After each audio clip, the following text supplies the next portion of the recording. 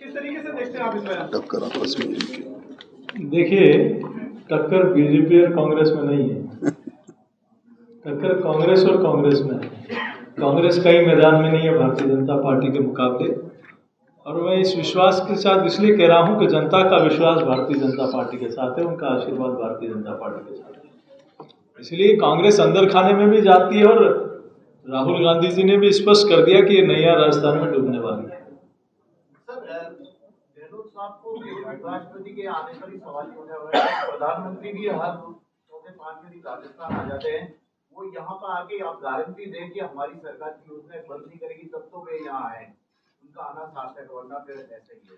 शायद उनको ध्यान में रखना चाहिए कि मोदी जी ने योजना चुनाव के अंतिम समय नहीं बनाई, जो योजना बनाई 2014 में प्रधानमंत्री के पद की शपथ लेते ही बनाई, और उन्होंने जो कहा वो करके दिखाया।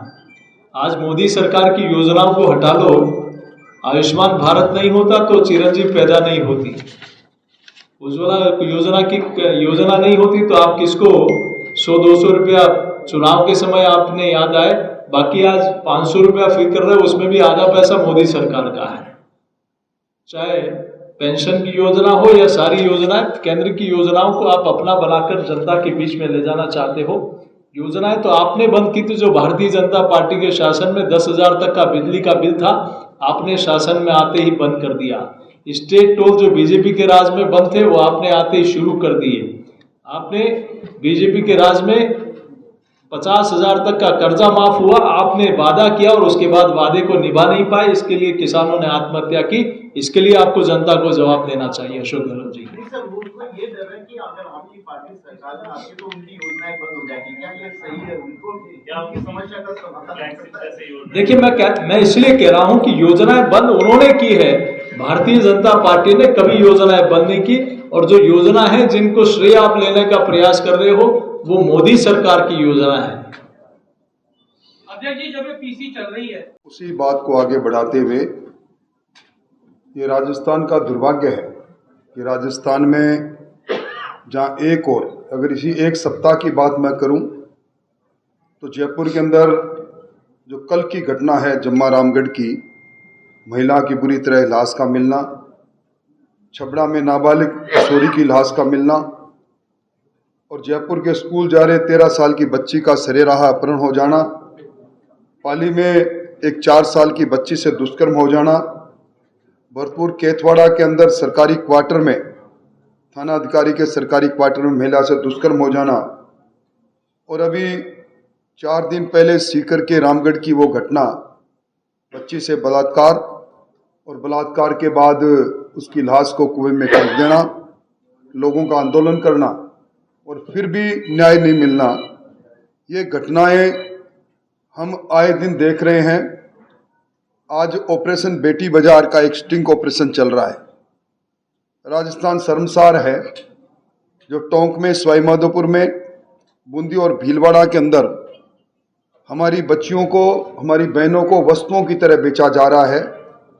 इसी सरकार ने जब भीलवाड़ा के अंदर पहले घटना हुई थी स्टाम्प पर महिलाओं को बेचने की, जब ऑपरेशन गुड़िया चलाने का काम किया था, उस समय इन्होंने दावा किया कि हमने 24 महिलाओं को बरामद किया जिनका विक्रय हो रहा था।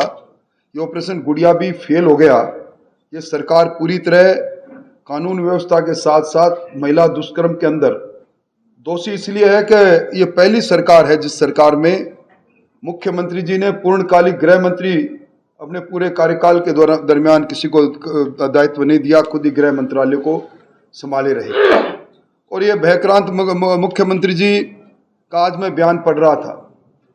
उन्होंने एक बयान में कहा कि उपराष्ट्रपति के बार बार आने पर टिप्पणी करते हुए कहा कि अब तो राष्ट्रपति आना बाकी है।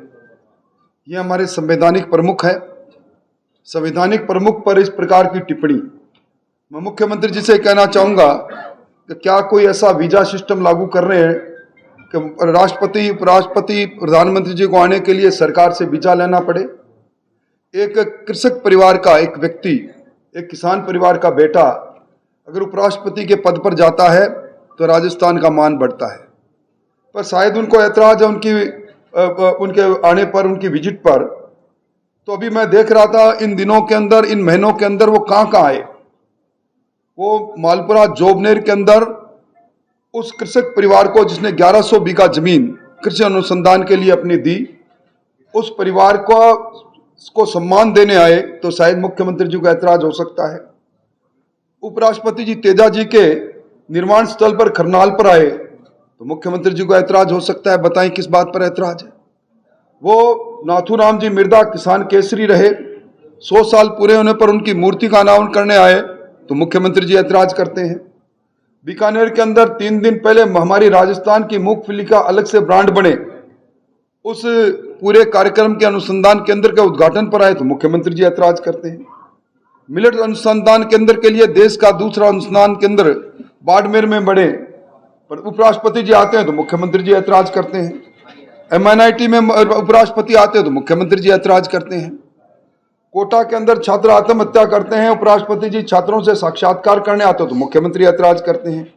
धन्ना भगत के जन्म स्थल पर आते हैं तो उनको ऐतराज की बात है। कैंसर हॉस्पिटल में आते हैं तो उनके ऐतराज की बात है। और फिर ये कहते हैं कि वो मेरे मित्र है।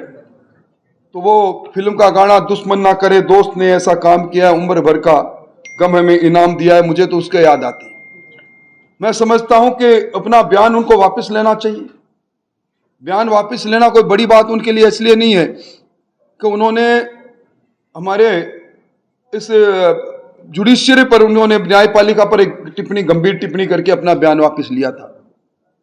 अपनी हार से भयक्रांत मुख्यमंत्री जी को जब कभी भी कोई हमारे संवैधानिक प्रमुख आए, हमारे प्रधानमंत्री जी आए, हमारे यहाँ के केंद्रीय मंत्री आए, उनको ऐतराज रहता है।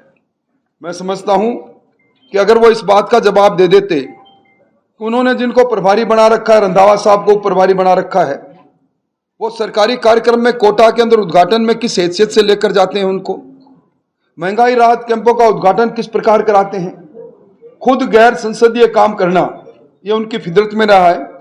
अभी कोड ऑफ कंडक्ट आएगा,